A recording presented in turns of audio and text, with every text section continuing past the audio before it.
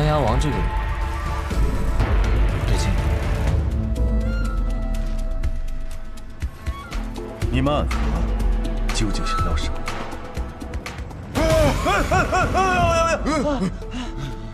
有些麻烦。不能让他离开，小心！好强的道士！刀鬼许流云。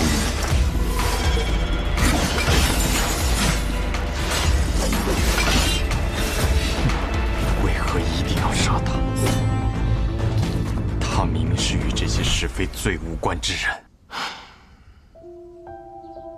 以前当送葬师的时候，每次看到别人听到自己的名字吓破了胆，就会很开心。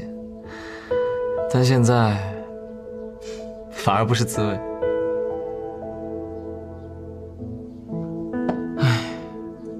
哎，沐雨，这说明我是不是要变成一个狠儿了？谁以前说你是个坏人了？神医啊，他不就天天说？喂，我说你是个坏东西。好啊，你说我不是人呐，阎魔掌！你要做什么？你这阎魔掌快到第9重了。是啊，就快到第9重了，和当时的穆斯林快差不多了。不过最近我得找机会去闭关，赶紧突破第9层，不然天启城中高手如云，也是个麻烦。苏沐雨，我一直很好奇，是你比较厉害，还是苏昌河比较厉害？那自然是宇哥。啊，是你吗？我是大家长还是他是大家长？你是啊？那自然是我更厉害了。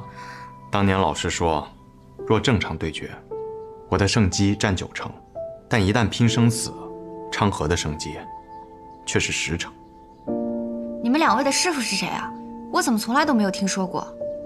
我们的老师不让提他的名字，不过这不重要，重要的是那句话。我明白那句话的意思，就是说啊，苏昌河这个家伙打起架来不管不顾，而苏沐雨呢，则是处处留情。所以啊，苏沐雨是必死无疑了。哼，怎么？如果真有一天苏沐雨一剑把我杀了，就不能因为是我于心不忍吗？老师说完这句话，不是还补了一句吗？补了什么？这就不重要了。今天鹤羽药庄开张，我送了一份大礼。不会又是什么传家玉盆吧？说我们是盆儿，白神医有点不礼貌哦。穆家主，雪薇姑娘，你也来天启城了？雪薇一身奇毒被去除之后，就回暗河休养了几天，如今已无大碍，就来天启城帮忙。可我已经不再是毒花了，还能为大家长分忧吗？我觉得是不能的。不过青阳所说，你在阵法上的造诣不弱于毒术。阵法？我不会阵法。啊？大家长，你是不是没听清楚啊？我说的是我会布阵，而雪薇她身上的奇毒虽然已经解了，但是她仍然是我们穆家最懂毒的人。她的毒术配上我的阵法，便是送给神医最好的礼物。所以不管怎么样，雪薇姑娘都是要和你一起来天启城的，对不对？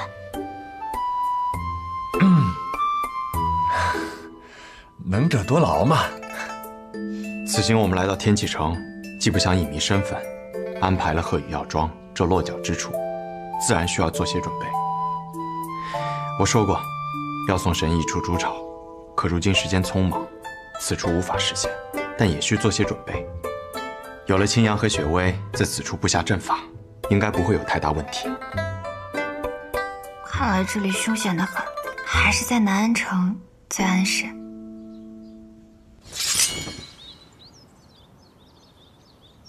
江湖之梦，归寂于心。朝堂风云，恍然一梦。又在商丘悲月啊？商丘悲月是用来形容儿女情长的，我这叫怀念年少的自己。你就没有属于自己的儿女情长？那凌晨是从哪儿冒出来的？你的琅琊王妃呢？她呀，她有属于她自己的人生。是，她有她的人生，你有你的人生。你应该忘记她，重新寻觅一位琅琊王妃。说起来，都怪星月姐姐你。与我何干？要不是雷梦莎当年爱上了你，待在剑心冢里几个月不出来，我就不会因为担心她而去寻她，也就不会在江湖上遇见她了。哼，你怎么不怪太暗帝把你生出来呢？万事皆有因果嘛。不过算日子，她应该快到了。她要来天启城？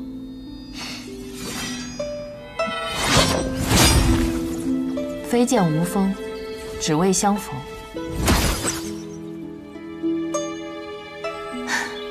他还真的来了，是你让他来的。你终于有勇气找他了。男爵的千军万马我都敢面对，难道还怕面对他吗？明日我们是要与暗河相见吗？需要改时间吗？不必了，初次见面便爽约，会失去对方的信任。你先宴客，我后旨。好。爷爷，两位叔公。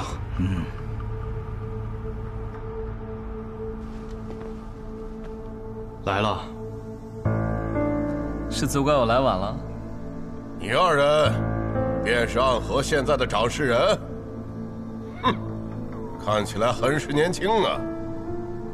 暗河大家长苏山河，见过三位前辈。旁边的这位是苏沐雨，是如今的苏家家主。敢问前辈们尊姓大名？谢必佑、穆福生、苏子言。你们姓谢、穆、苏，是暗河三家之姓。你们是？他们听了我们的姓氏，很是惊讶呀。不错，我们和你们暗河那三支，本就是一脉而成。当年，我们的先祖，有些人去了江湖，而有些人则留在了这里。我们三个人，就是留在这天启城这一脉的后人。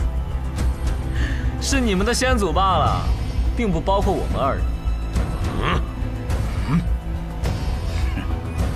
我与昌河皆是无名者出身，身上并未流着三族的血脉。暗河三家已经被你们这些外族人掌控了，难怪你们会闯到这里，要与我们影宗作对。哼，新旧更迭，本来就是这世间的规矩。哎，年轻人，你们今夜来此，是要闯这万卷楼？是。哼，可这万卷楼没有金银财宝，也没有武功秘籍，只是藏着那天下的隐秘之事。你们来这里是为了什么？既然藏着天下隐秘，自然也包括暗河的隐秘。你们想毁掉万卷楼？是又如何？不仅要毁掉万卷楼，也要斩断影宗和暗河之间所有的牵扯和关系。看来，开国时期，先祖想用影子来守卫天下的愿望，终究是破灭了。早就破灭了。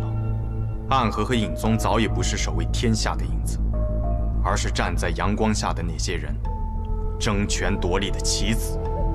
可斩断联系，就凭两个无名者吗？凭我足矣。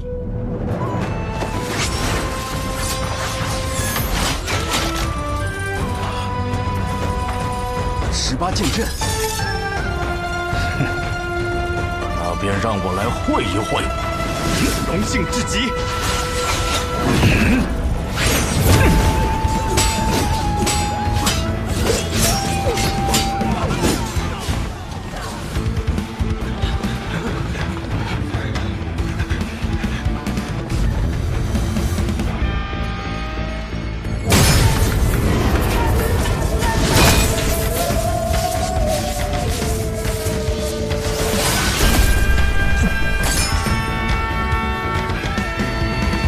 叔，引宗的人全部退走了。哼，应该是发现他们的老家挨我们端了。既然真子的话，这场戏就没得必要演了。王爷这个列国剑法着实厉害啊！苏哲先生的天魔16舞更是凶险，我也很多年没有这么痛快的打上一架。那这场戏就演了这个嘛。但这场争夺的最终结果，还是要看天启城里面那2个兄弟了。嘿嘿，哎，王爷，要不要抽一口啊？苏先生客气了。嘿嘿，那就吃颗话梅嘛。哟，没得了，刚才的一剑全部打碎半个了。哎呀，可惜了。哎，先生是个有趣的人。画眉配烟，四脚朝天。哎，大师妄言，明明是法力无边呐！哈哈哈哈哈！阿弥陀佛。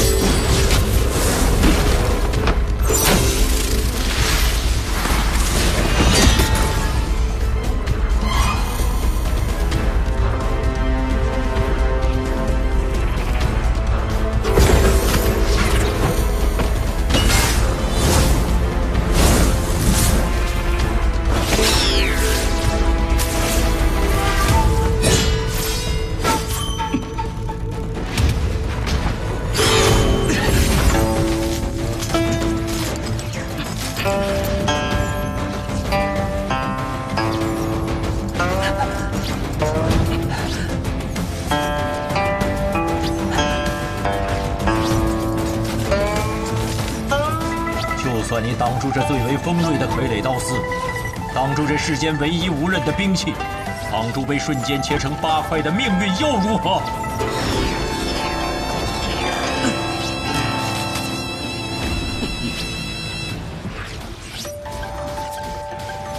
你现在用研魔掌，还有一丝生机。对付你这么个阴阳怪气、不敢正面交手的家伙，不需要研魔掌。当年的穆家，因为有你我2人，本来是穆家这一代崛起最好的机会。可就是因为你不听师尊所言，我行我素，导致今日的穆家，仍旧是3家之中最势单力薄的一家。我只为自己而活。别人打我，我就打回去；别人要杀我，我就先一步把他们都杀了。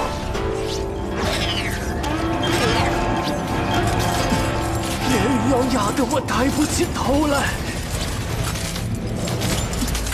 我偏偏要自己站起来。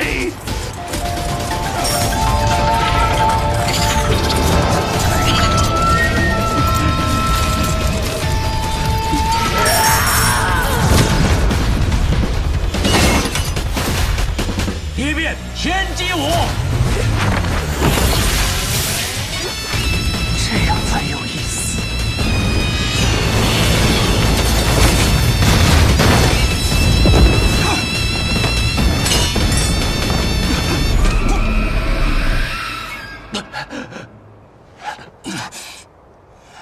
竟然真的没有用研魔掌的武功，就破了天鹰九转旗。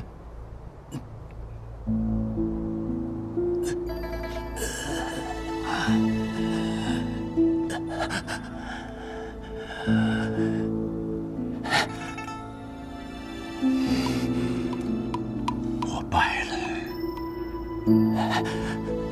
是吗？你败了。我今日才终于明白师父那番问话的意思。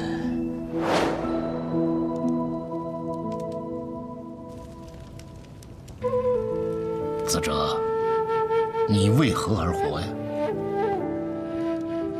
为穆家之荣耀而活。我穆子哲要兴盛穆家，让穆家成为3家之首。好。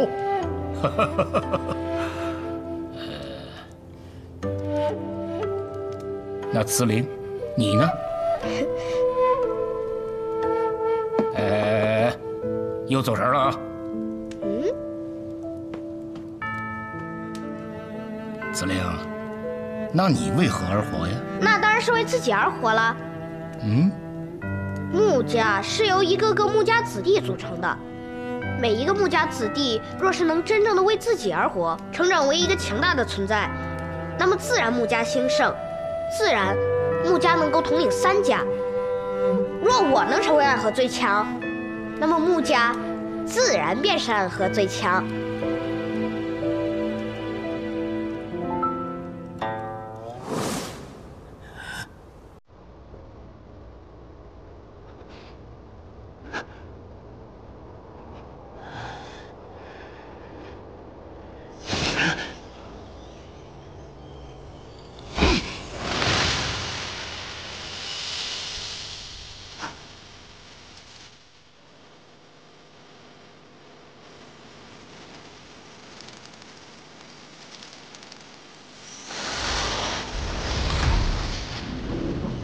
风危险，坠落命运的碎屑，雨未歇，展示年少的心结，俯仰间接了满怀冰雪，戏剧里努力一生追月，心底的积雪覆盖着你未忘却。简直是无药可救，写过难挨的寒夜，无药可救，竹难灭，渺小解压的纠结。这世界有难舍当年师父问的那番话，根本就没有意义。既然没有意义，那都过去几十年了，为何穆子哲临死之前说起那番话时，你立刻就能知道是哪番话？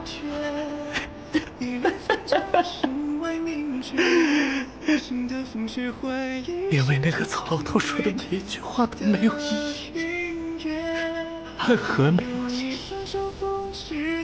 穆家没有意义，杀人也没有意义，只有我穆子陵的存在有我自己的意义。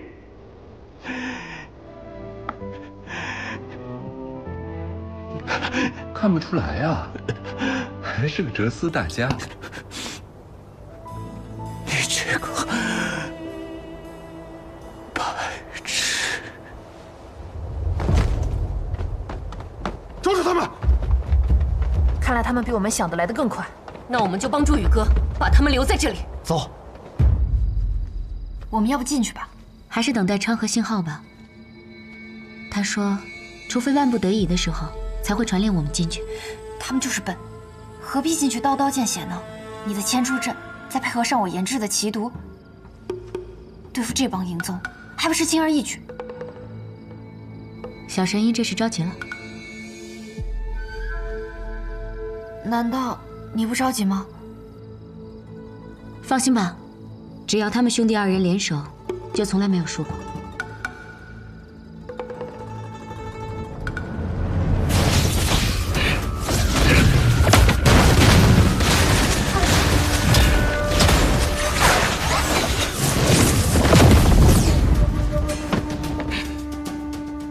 你的剑里藏着一股剑意，我曾见过，是春雨剑意。小子，你究竟是谁？我是暗河的苏沐雨，亦是无间城的孤魂野鬼。无间城城主卓雨洛是你什么人？他是我的父亲。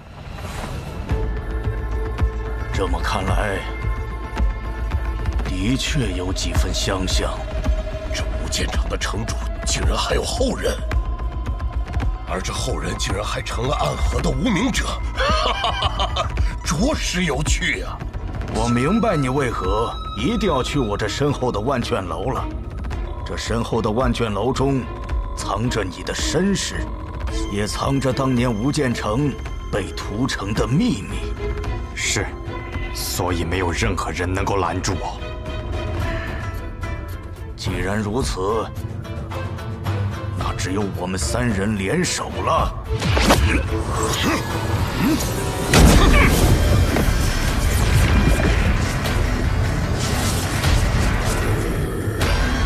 你们真不要脸啊！居然想3打1，那就由我来会会你们。昌河，你先退下。你已经很累了，只要我还站着，你便无需动手。虽然同为3家之姓，但他们在天启城中养尊处优，一代又一代过去了，他们早已不再是黑暗中的影子，而是光芒之下的世家贵族。杀人这件事，离他们已经太远了。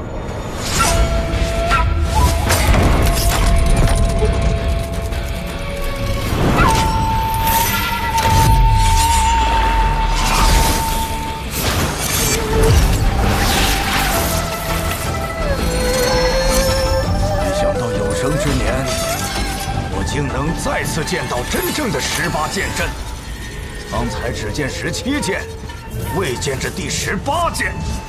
第18剑，不论胜负，只论生死。那就和你论一论生死。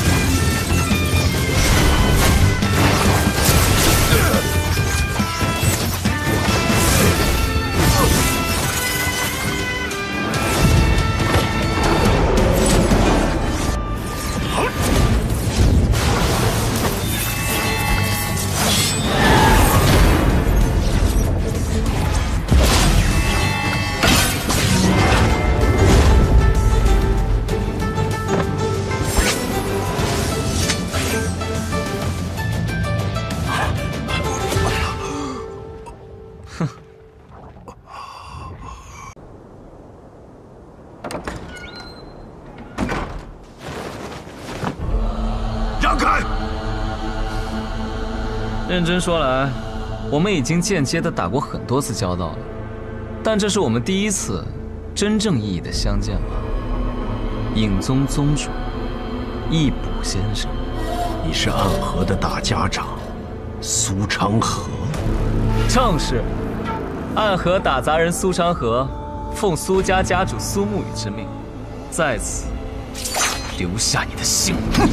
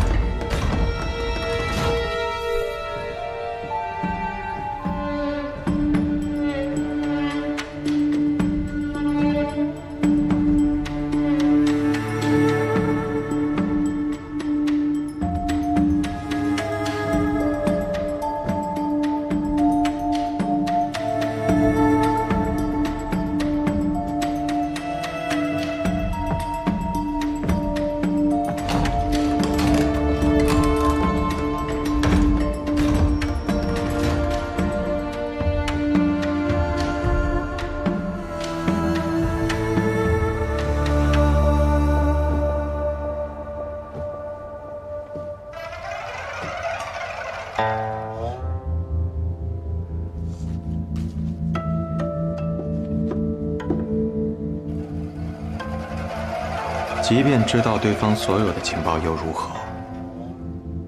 他还是天下第一，你们还是对付不了他。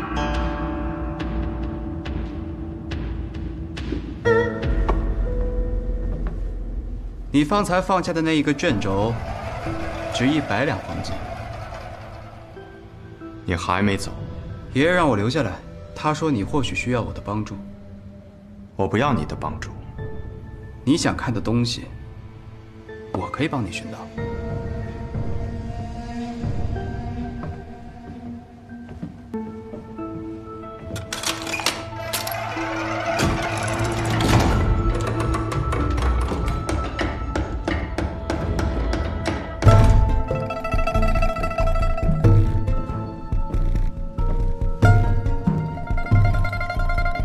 白小堂，剑心中，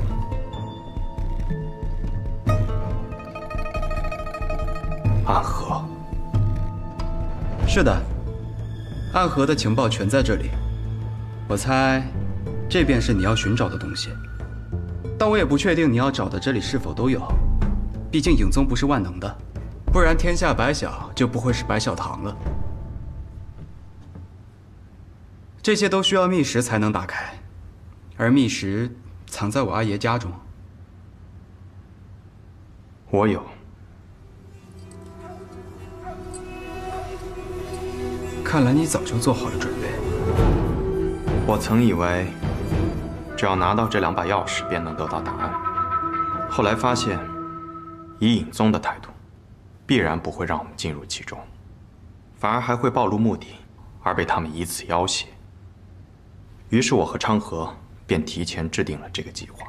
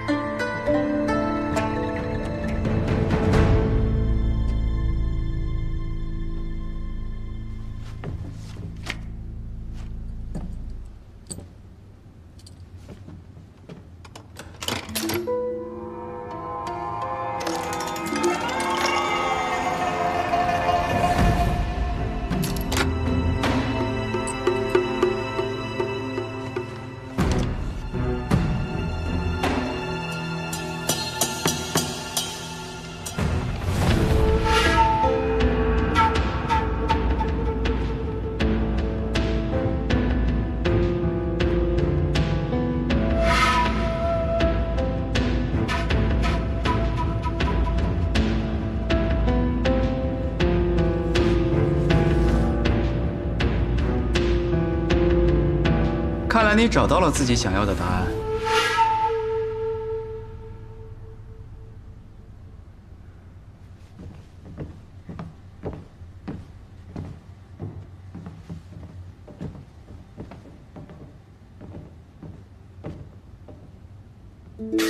怎么？落了些东西，在这儿等我。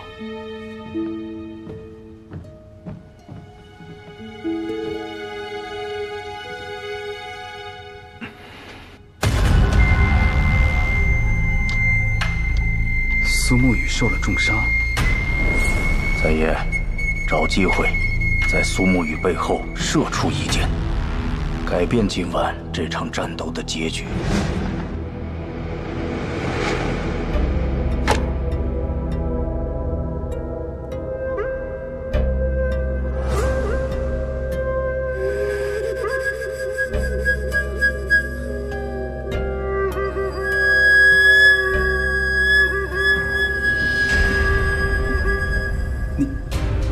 你去寻了什么东西？这就不便与你说了。把这栋楼都烧了吧。烧了？整栋楼？对。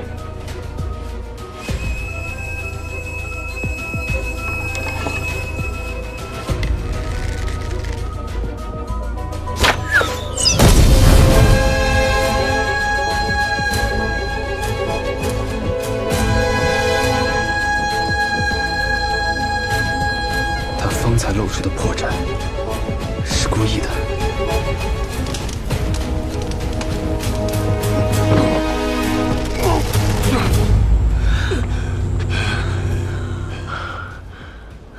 不愧是影宗宗主，还是有几分实力的。我差点就输给你了。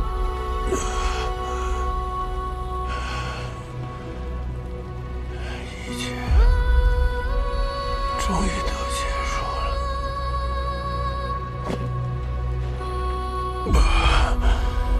我这一辈子究竟是为什么而活？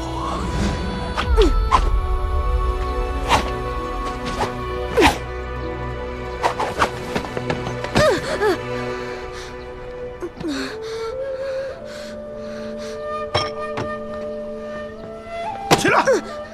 你这个懦夫，将来要怎么样重振影宗？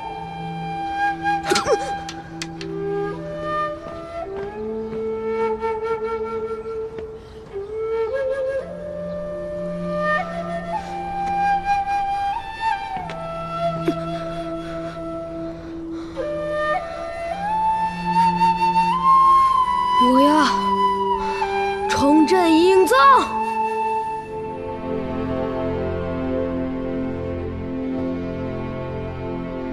我不是什么影宗复兴的希望，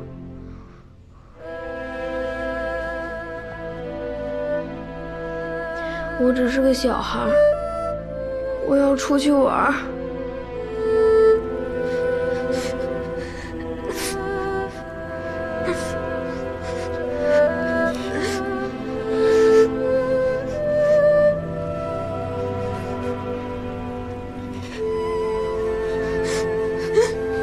少宗主，老宗主已死，请少宗主接任宗主之位，重振影宗。请少宗主接任宗主之位，重振影宗。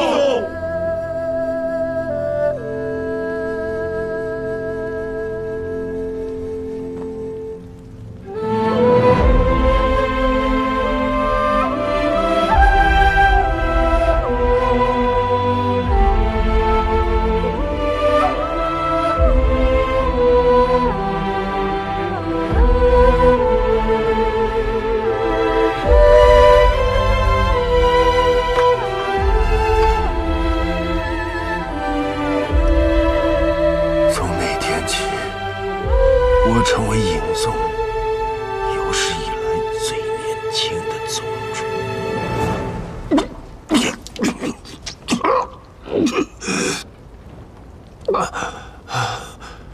我这一辈子算是无比失败的吧？影宗不仅没有振兴，还在我的手中彻底消失了。我还失去了我的徒弟和我心爱的女儿。我听说临死之前，之前的回忆会像跑马灯一样在眼前闪过。我看你发了许久的呆，也是在回想自己的一生吗？别想了，看着我。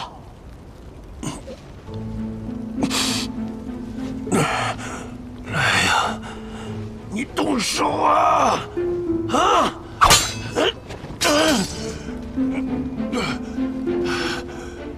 告诉我，天启城中知道暗河和影宗关系的都有谁？怎么？你是想把他们都杀掉是吗？是又如何？你觉得我杀不了你，可我不还是把你们都杀了？放心吧，如果让人知道，在江湖上恶名昭著的杀手组织背后竟是朝廷所控，那会引起天下的恐慌吧？知道暗河和影宗关系的，也不过是寥寥几人。寥寥几人便是友人。告诉我他们的名字，我可以留你全尸。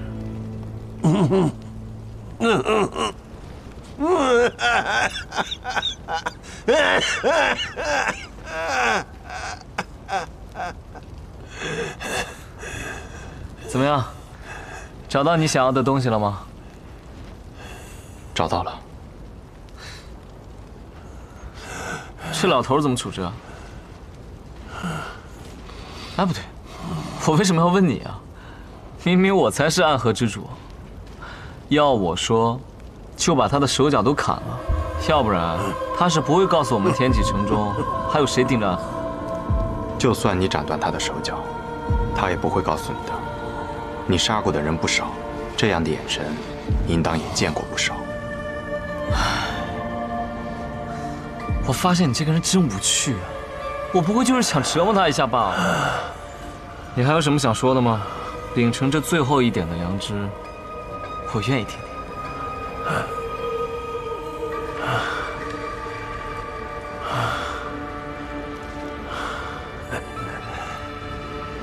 是影子，便一生都是影子。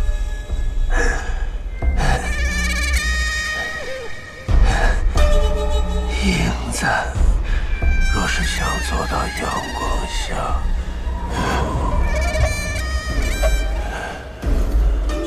便只能消失。你们终将会失败的。真是无畏气！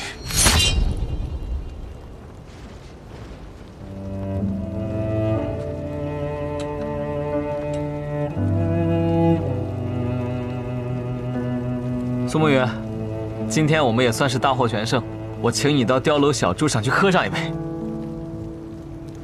我们烧的不仅仅是影宗，还是明面上的国丈府，得立刻离开天启城才是。影子若想走到阳光之下，便只能消失。那影宗不再成为影宗，而拥有了国丈府的身份，这是不是就是所谓的影子到了阳光之下？所以，义卜刚刚说的那些话，不仅是在诅咒我们，也是他现境的写照。你在想什么？没什么。哦，对了，这个给你。这是什么？你的内阁放着这些，我没有看。你不是一直不记得小时候的事吗？看看这上面写了什么。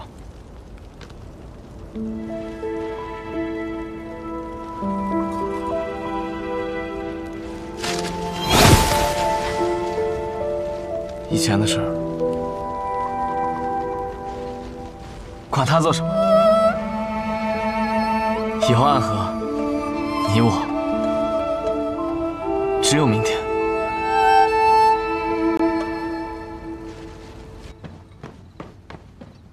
殿下，将军，国丈府那边燃起了大火，看样子是暗河影。琅琊王呢？在风小寺遭遇伏击，不过似乎并无大碍，此刻已随青楼使李新月回城了。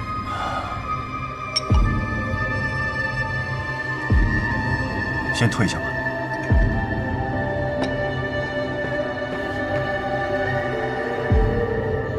影宗果然是废物。本还想靠这一次，让影宗和琅琊王一派两败俱伤呢。也罢，也罢，影宗一灭，父皇对琅琊王的忌惮也就更深了。那么接下来就要开始我的棋局了。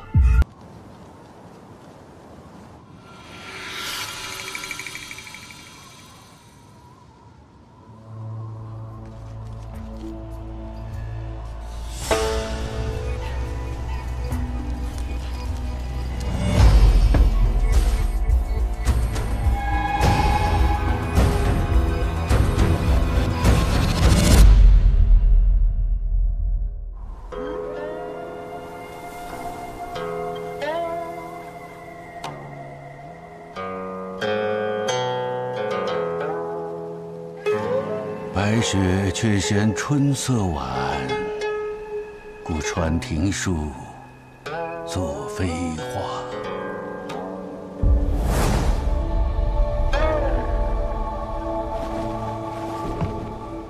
本以为这个冬日已经结束了。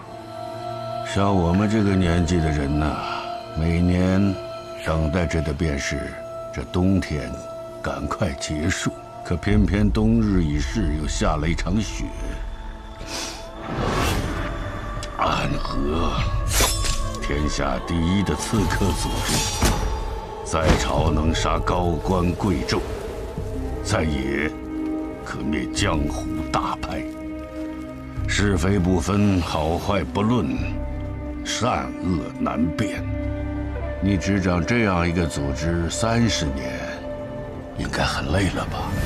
我已经是个老人了，若不是因为一些执念，我会觉得我身上的血已经冷了。30年前，你我大战一场，不分胜负。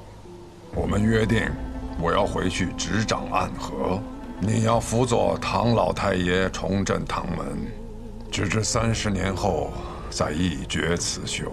好。我隐居这寥落城多年，也该活动活动筋骨了。我可一直等着今天呢。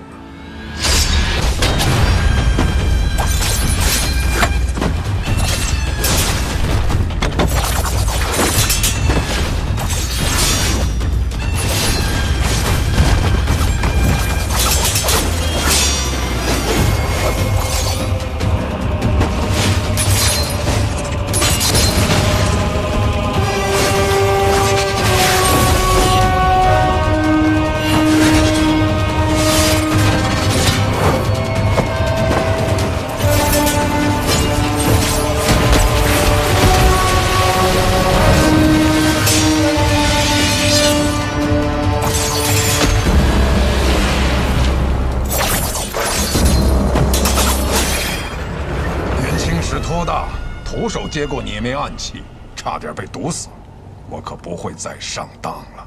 铁眉暗器你能接住，那接下来万树飞花，你又如何应对？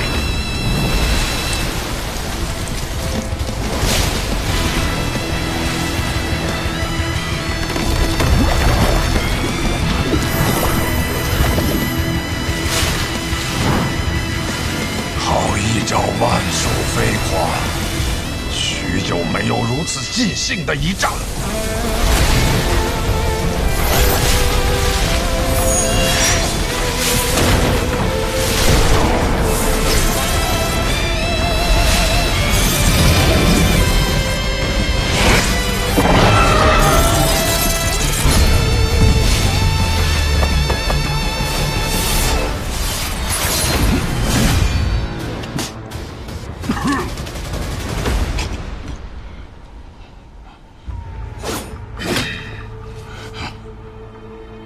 你我30年之约的这一战，本该只论胜负，不争生死。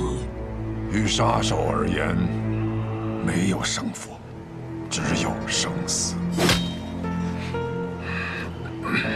只可惜呀，可惜什么？可惜，方才你那瞬杀一剑，消耗了太多真气。也可惜，你以为自己是执棋者，却没想到，也是别人棋盘上的棋子。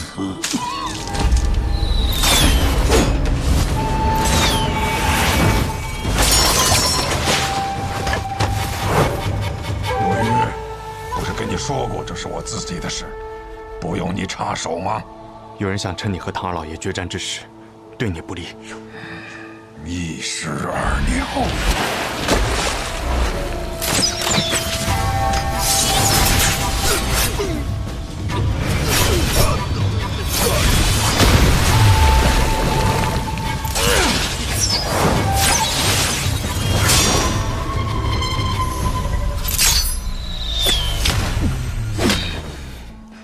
老伙计，你既然在决战之时动了杀心，你也晓得我这个人追求一个公平。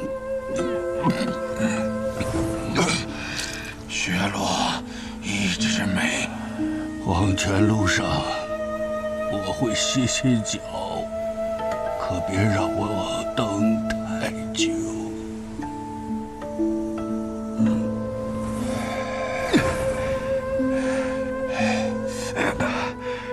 大家长，我们立刻回安河，找穆家最好的药师帮你疗伤。不能回安河，苏、穆、谢，你说他们三家等我受伤这个消息，等了多久了？刚才那些暗算我的人，根本就是他们的人。可去钱塘城，我在那里有一个故人，是药王辛百草的小师叔。找到他，他叫白鹤怀。明德11年初春，距离上一次引发江湖浩劫的魔教东征已经过去了3年。如今的江湖平和安宁，少有争斗，而暗河藏身于黑暗之中的最强宗门，由苏、谢、穆3姓组成的刺客组织，却在此时因为3家之首大家长的中毒而即将迎来巨变。这江湖甚至于朝堂之上的短暂平静，也将因此而被打破。穆明策已经重伤，看来我们需要选出新任的大家长了。他本来就已年老，而且越来越不受我们的掌控。那便传信给3家，若大家长身死，谁若能率先夺得绵龙剑，回到提魂殿复命，谁便是新任的大家长。这是要让暗河大乱呢。于大乱之中，才能诞生新的暗河之主。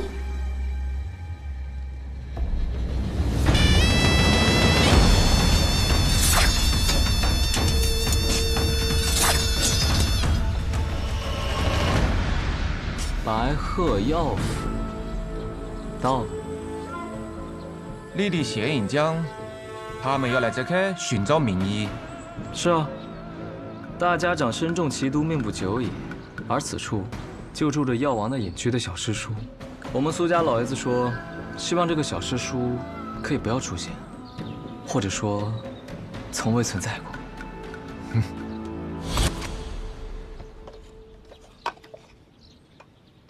别人都是一口槟榔一口烟，飘飘欲醉做神仙。这叔，你吃的怎么是话梅啊？以前有个女人和我讲，槟榔对身体不好。哦，你吃不吃？我就不吃了。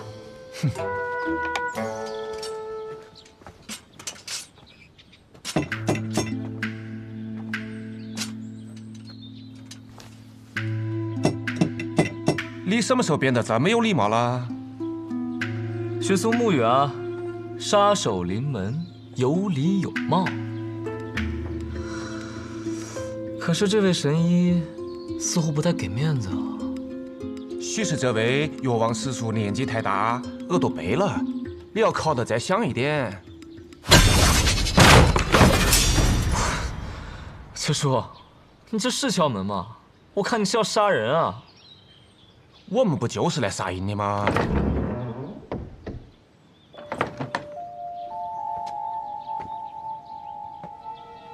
谁呀？敲门敲得那么大声，耳朵都要聋了。姑娘，敢问你家老先生是否在府上？我家老爷他出门巡诊去了，要不我帮你们去找找他。那便麻烦姑娘了。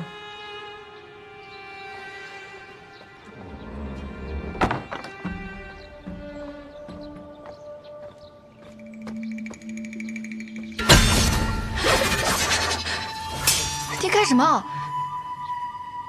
哎呦，抱歉抱歉，一时手滑。来，这个啊是响铃膏，姑娘呢擦到脸上，不出半个时辰，你那个红痕就会白肤如初。有毛病。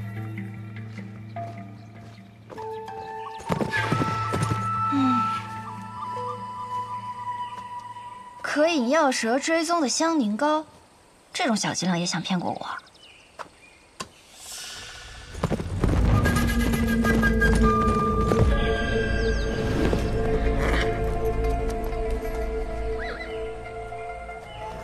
这位姑娘，你是医者？怎么？难道我看起来不像吗？抱歉，无意冒犯。公子，可是要问路啊？姑娘慧眼，想问姑娘，附近是否有处药庄，名为白鹤？公子是要看病啊？我医术不错，我来看便是啊。家中有人得了重病，点名要找白鹤药庄中的神医，多谢姑娘好意。那你怎知道我不是白鹤药庄中来的呢？莫非姑娘是？那自然是。烦请姑娘速速带我去见你师父。我师父，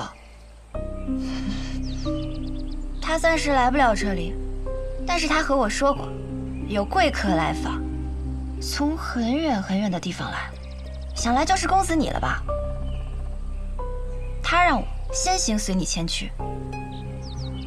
冒犯了，我需要赶时间，还请姑娘上马。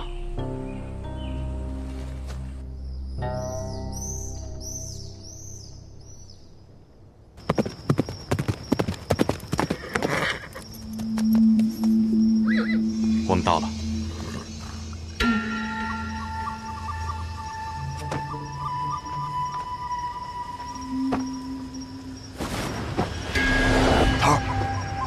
桃儿，你来的正是时候，大家长那边好像出了些问题。神医呢？我这么大一个活人站在你面前，你怎么就看不见呢？这姑娘是神医？不是，那我走了。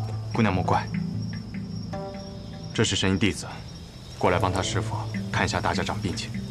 姑娘，请随我进去。嗯。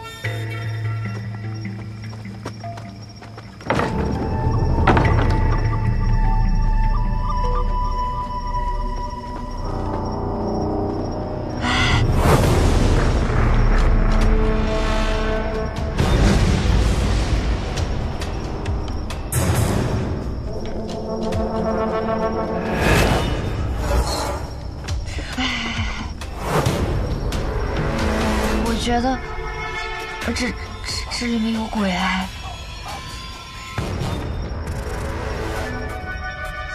姑娘莫怕。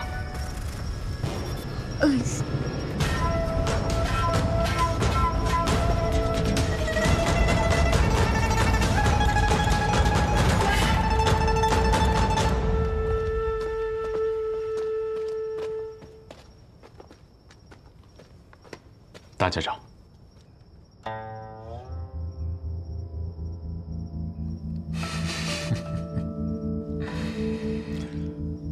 上次我见你的时候，你还是个流着鼻涕的脏孩子。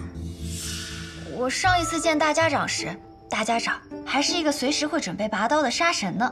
现在也随时准备着拔刀，不过头发白了而已。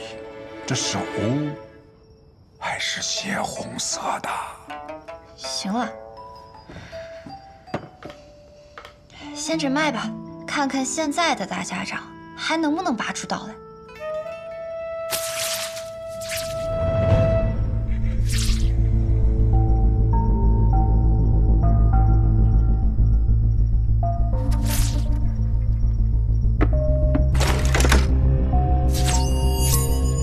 收起你的杀气，你若是不小心吓到了我，我手这么微微抖一下，你们的大家长啊可就死定了。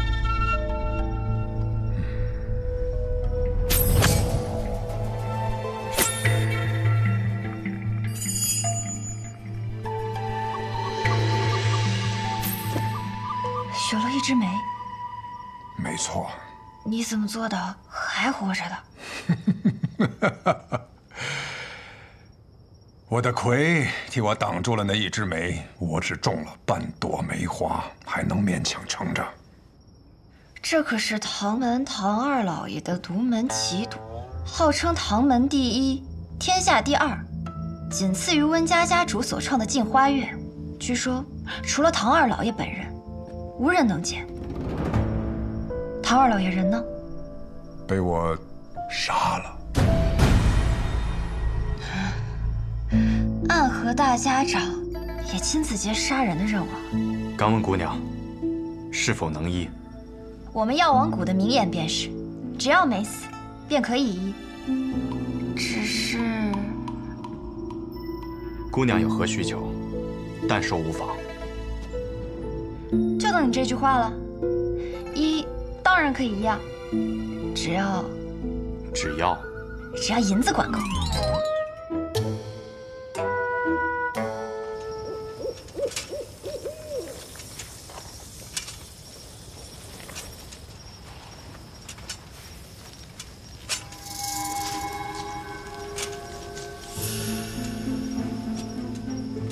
看来对方是识破了你的伎俩，这才走出了多久，就把这药瓶给丢了。看来我们是搞错了。什么错了？我们放走的是真的神医。还好，我也做了些准备。哦。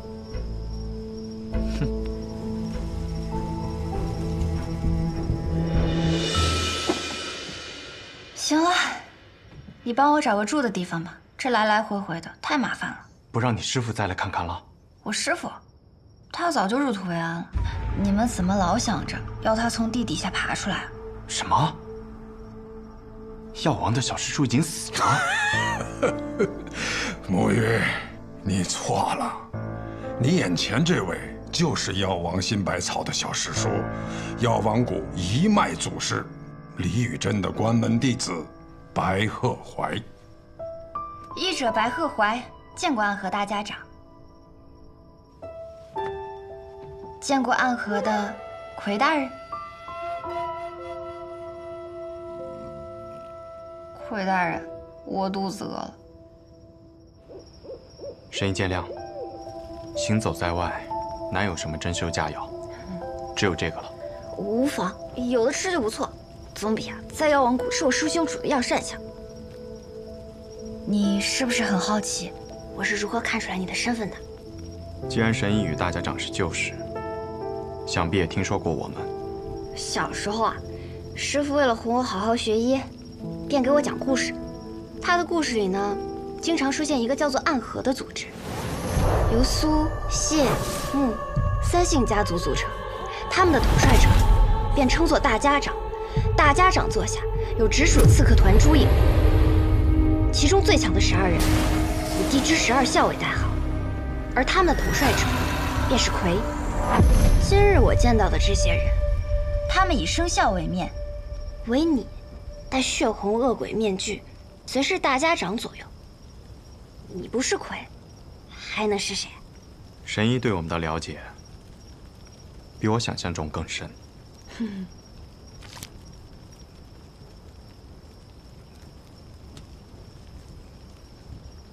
我还知道，每人的魁都是当做现任大家长培养的。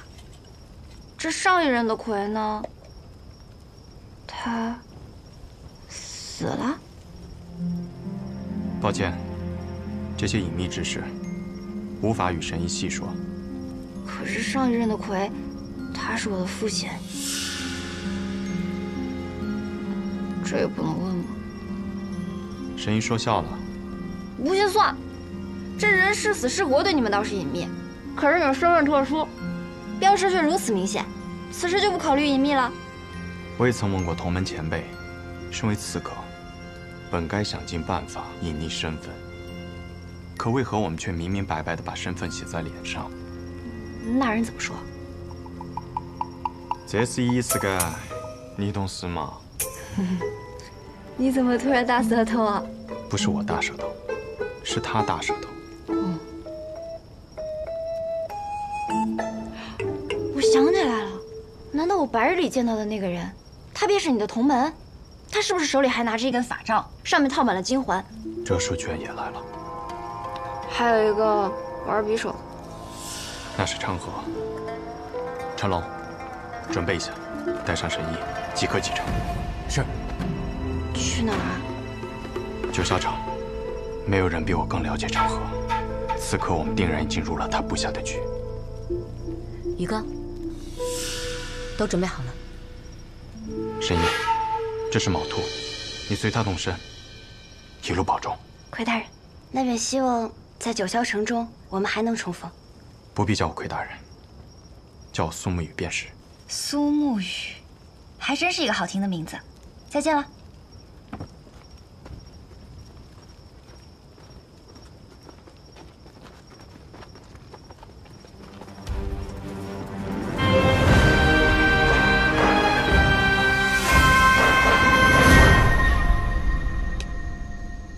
你讲的准备就是在这开等啊？谢家的刀，穆家的鬼，每一个都蠢蠢欲动，而我就不一样了，我很懒的，不如就跟在那些勤快的人后头，虽然会慢上几步，但永远不会迟到。你透露了点消息给他们，他们两家都配应来这开了。哼，真是个狡诈的小子。老爷子派出你，是铁了心要上位啊。唉，最聪明的我和最强的你，这是我曾经暗河第一高手，上一任魁大人。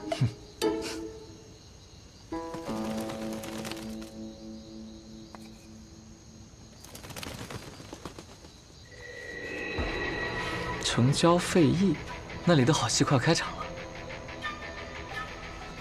走吧，哲叔，我们苏家那位老爷子该等着急了。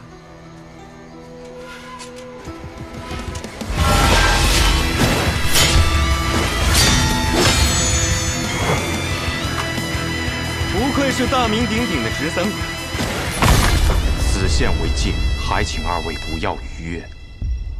谢家的紫靴鬼和刀阎罗不应该出现在这里。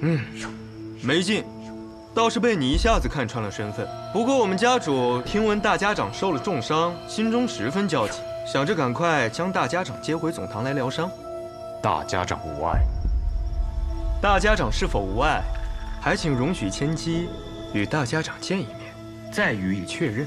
不然我就这么回去了，不好交差啊。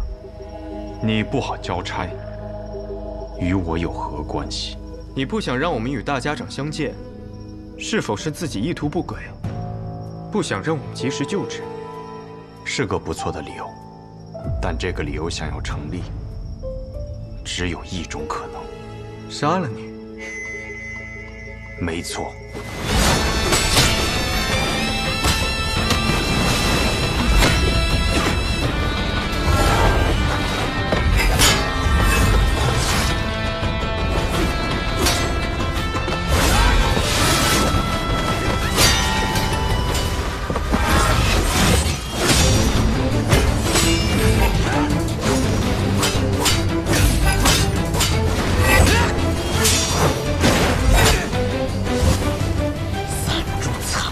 为何不敢一献？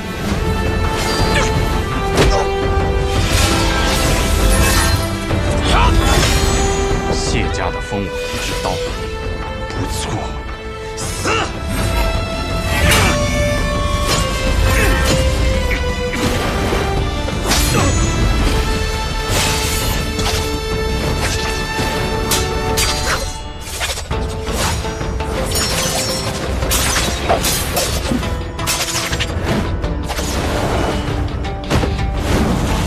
你真以为我有那么弱？寸刀劲，用得好。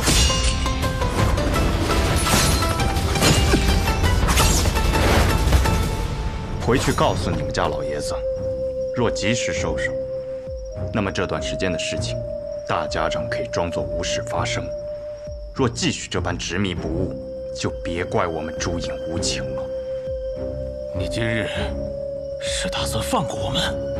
暗河同门，皆是家人。走。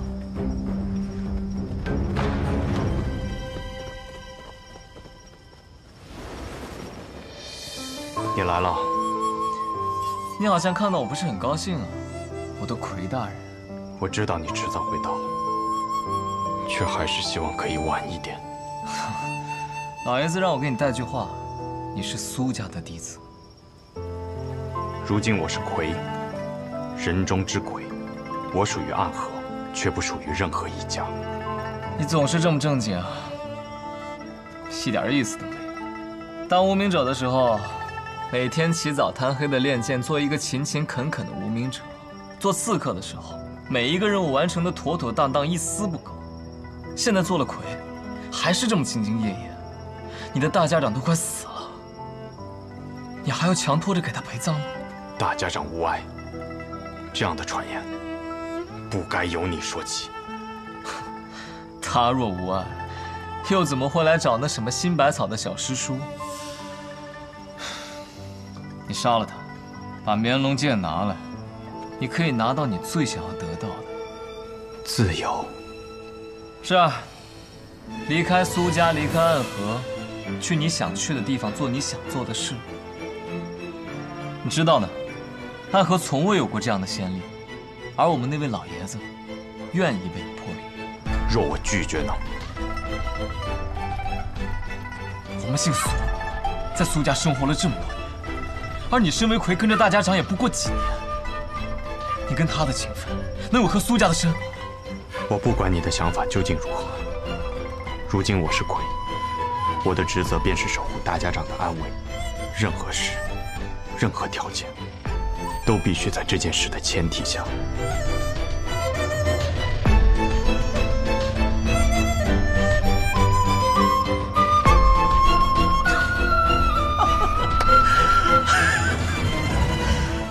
没错，就是这样。同样的话我已经回给了老爷子，我就知道你一定会这么说。然后呢？然后老爷子说，既然如此，那就杀了吧。